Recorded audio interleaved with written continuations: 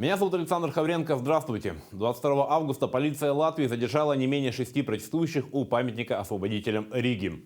Около десятка протестующих собрались против демонтажа памятника в Парке Победы. У многих в руках были красные цветы. Полиция попросила всех разойтись и занималась проверкой документов. На основании чего стражи порядка задержали протестующих, пока не уточняется.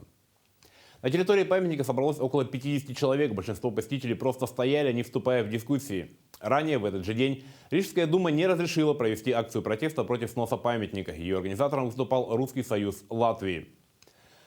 Планируется, что мемориал будет ликвидирован до 15 ноября. Стоимость работы оценивается в 2,1 миллиона евро. 19 августа министр внутренних дел Латвии заявил, что республика готовится к предотвращению беспорядков, а в службе госбезопасности Латвии отмечали, что ждут провокаций и возможных попыток остановить или отсрочить демонтаж.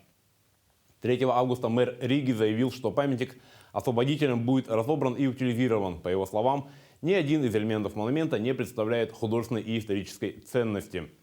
А на прошлой неделе глава Министерства иностранных дел Эстонии заявил, что иностранные граждане, которые находятся в Эстонии на основании вида на жительство, должны учитывать возможность аннулирования этого документа в случае выступления против демонтажа советских памятников. Но даже такие русофобские намерения не останавливают тех, кто выступает за сохранение исторической памяти.